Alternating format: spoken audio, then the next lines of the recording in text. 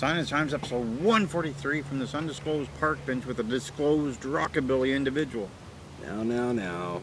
Rockabilly Dean Logan. Let's get it right. Not to be confused with Rockabilly Billy Gunn. No, I don't have the blonde hair and the... didn't you have it cut like in a bob or something like that? Yeah, and he was Bart Gunn's brother, and then he was just like a rockabilly looking guy. I don't understand what was so rockabilly. He had like lips on his tights, didn't he? Well, no, that was before. That was after. Well, that didn't work out for him either. Are you gonna get lips on your tights? Maybe in the front. Maybe in the front. Wow. So if QT spends an hour on Turnbuckle talking about those lips on the front of your tights, I will blame you. And he will. I got some snaps here. I don't know if you're familiar with the show, but people love the snaps because, boom, I got a pamphlet.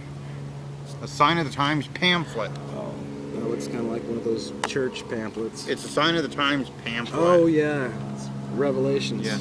And I got a picture of Seymour's snot because he sent me a picture. Crumpled as it is. Are you familiar with Seymour's snot? I've seen him somewhere. Perhaps a maybe gouge? It was on Facebook. It had to be on Facebook. Or maybe on my shirt, because look at this. I got a Seymour's snot t-shirt. Oh, that guy looks like a superhero to me. He is. Do you know what GOUGE stands for? Gouge? Yes. No. Never heard. Gimmicks Only Underground Grappling Entertainment. Maybe I'm just too around old school people that I don't really know what that means, but... Maybe. If they have the Frank Hickey Grapplers Scientific Wrestling Trophy there. That's their major title. One of the most significant titles in the history of significant titles. Are you so familiar? It's a wrestler's title. Yes. Are you familiar with Spaceman Frank Hickey? No, I've heard of Frank Gotch. Well, Frank Hickey was no gotch, but look him up, study him, and give me a 5-page report on him the next time I see you. What's it going to help me with? It'll help you understand Frank Hickey, and maybe you'll learn some Memphis wrestling out of that. Yeah, he was around Memphis a lot. I need to learn some of that. Yeah, 5-page report next time. I'd hate to see it if you didn't have it. I thought I was taking a break from college, but apparently not. Nope, I'm not. And there's my Twitter where you can follow me, but not literally, because that's creepy stalker-esque. Do you literally follow sports entertainers? No, not like some other guy I know that wrestles in BCW. Huh. That young kid that's always flying around the ring. He's a great wrestler, but he follows the WWE . Huh. Just literally follows them Kane. around. Well, yeah, because he's their director of authority. Yeah. Yeah, he's got to. It's his job and description. There's my Facebook, the YouTube, which you might be watching right now. Right now, look at that. Yeah, hit the nail on the head. Nils once choked out Vince McMahon over a PO. Nils, no, he would. Okay, that's the convict guy. Yeah, I remember him. Yeah. The big orange jumpsuit. That's the guy. Choked out Vince McMahon over a PO. What were the letters on the back of his? It was DOC number. So it didn't mean anything. It was his number for his Department of Corrections identity. Oh, I got you. Here is Team Bad Knees and Kacee Carlisle in one picture. Are you familiar with Team Bad Knees? She looks like Wonder Woman. That is Cameron Starr. Have you ever wrestled Cameron Starr? No, but I'd like to. I have, and I defeated her and lost to her, so we need a rubber match. Yeah. But maybe I can referee your match. Possibly. Do you have a pair of stripes? I'm pretty sure I can get them. All right. Yeah. Keep in mind, she hits really hard. I've seen her knock grown men out. And there's Kacee Carlisle. She looks really angry in that picture. Are you familiar with Kacee Carlisle, former NWA World Women's Champion, #best in the world? I should be, but... you definitely should. Maybe I gotta, I need to get on track with these famous female wrestlers that I know nothing about. She was once a rosebud on Monday Night Raw. Yeah, it's Interesting. Yeah, very true story. There she is with her former title belt. Have you ever held a title belt that large? Because that's a huge belt. Huge. I'm gonna hold a title belt one day. Can't say soon, but it's gonna happen.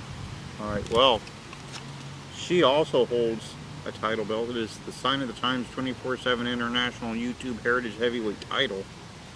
Just in case you want to try to take it. No, it'd be quite an honor to. What's that? That is Kacee Carlisle in a Catholic school. She comes to the ring and She might, because she went to hot nurses school, and then she graduated, and she like. I'm starting to like this show more and more. You should. You know.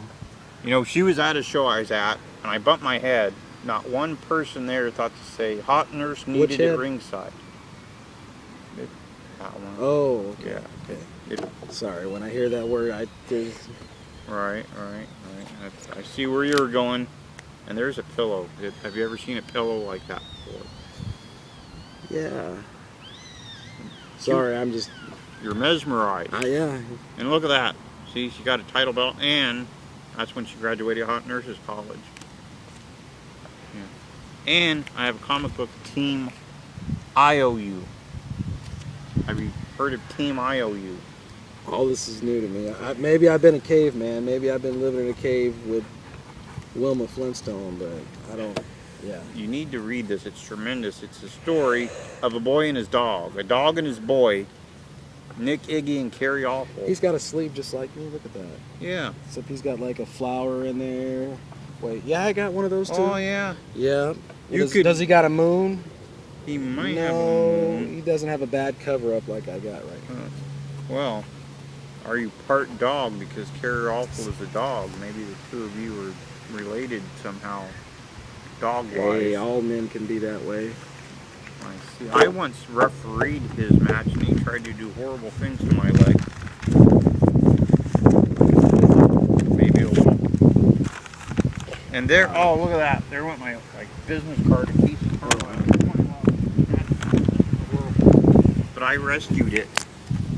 So I would have dove into the streets of Portland and snatched it if I had to.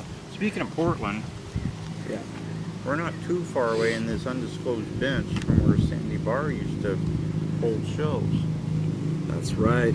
It's just up the street, I believe, right next to the St. John's Bridge. If I'm not mistaken. When I was a kid, I used to go there. It's actually some good old grassroots wrestling. Now, did you ever go to Sandy's shows and see some of the current Portland stars perform? This was like, what, 19... Are you talking about the old Sandy shows or the newer ones? Either or. I've seen a few. I've seen wrestlers like Rex King, Steve Dahl, Superfly Jimmy Snuka. A lot of the greats, they're progressed to the WWE. But they all had their start here. Even Ric Flair's been here. This is a hotbed for wrestling. T-Rex started at Sandy Bars. He sure did. I think he told me that. He might have once or twice mentioned it. Anyway, I was trained by Josh Barr, which he's another one of the great bars. Proud to say, been trained by. So Josh Barr occasionally pops up at BCW. Yeah, actually, I seen him in the locker room just the other week. As did I. Shook his hand and said hi to him. He's definitely accomplished. He's very technical. He's trained. He's got a good training regimen. So. Did he teach you the Greco-Roman eye poke? No, I think that's something more that Meat would teach somebody. Meat's partner mastered it. Ask Meat about his partner. I don't like to ask Meat about much. Well, we did pretty well in the tag match a couple weeks ago. But the first match I had was me teaming with JB Moonshine versus Meat and Sideshow, and I wound up in the corner, and I don't like to remember what Meat does. But I had some nightmares. I believe he expressed his opinion of you. Yes, he did. Yeah. Very thoroughly. might I add. He is thorough with it. But yeah, on to another subject. Well, you know what I'm doing this week? Because I have a busy week. What's that? Well, Sunday on Turnbuckle Turmoil, I'm going to have Mad Mex on as a guest from Half Pint Brawlers. Have you ever heard of Mad Mex? Oh yeah, I've heard of Brawlers? I've heard of Half Pint Brawlers. Wasn't that the promotion that they had with? Wasn't Hulk Hogan a part of that or something? That was the other midget promotion. But we have had one of those people on the show. And then Monday, pretty much free. Mm-hmm. Tuesday, Stevie Jonik has the lounge, and maybe she'll have a guest, maybe she won't. You never know with her. Maybe Rocky Classic will take the show over again. He might. He did last week. He's definitely got his own opinion, doesn't he? Yeah. He just came in, just took the show over, and Stevie just like. Then he challenged Stevie to a match. It'd be a handicap match, obviously, but that was really a challenge that was laid out. But they might even odds out if Rocky let him use the cane. Well, she's got a cane too. I've seen her hit guys with it. It might turn into a sword swashbuckling contest. I would pay double the ringside seat value for that. We could just make the match be that, just like a swashbuckling match with canes. With Kane as the guest referee. Kane is the guest referee? I like that. I would pay 2.5 times the value. I don't know if we could find a referee shirt that's small enough for Kane to wear. We could sew one if we had to. Wednesday I'm pretty much free, as far as I know. Thursday, I believe, they'll be bringing the heat on Thursday, and then Friday of next week, I have Devin Nicole on the show. Do you know who Devin Nicole is? Yeah, I'm feeling horrible because some of these names are running past me. They're going right through my hair. Wow. And they're messing it up a little bit. A little bit, yeah. But she is the AIWF World Women's Champion and a member of the Atlanta Steam football team. Wow. And I believe my women's expert Cameron Starr might be on the show, so you might be able to study a little bit of Cameron Starr. Yeah, studying is a good thing. Yeah. Yeah. But you mostly want to study those forums because she will knock you out. You'll say, "Hi, I'm Rockabilly," and then you just drop. What's her finisher? Well, I've taken a German suplex from her. Whoa. Yeah. Yeah. She doesn't do like a Bronco Buster or anything like that. Yeah, she probably could. Could. All right. Do you have like some sort of special finisher you would like to apply to her? Well, I won't talk about it. We'll talk about that after we go off the air. All right, so Cameron Starr is listening. All comments and hate mail to Rockabilly Dean Logan. And pretty much, this episode, 143 from the undisclosed bench, is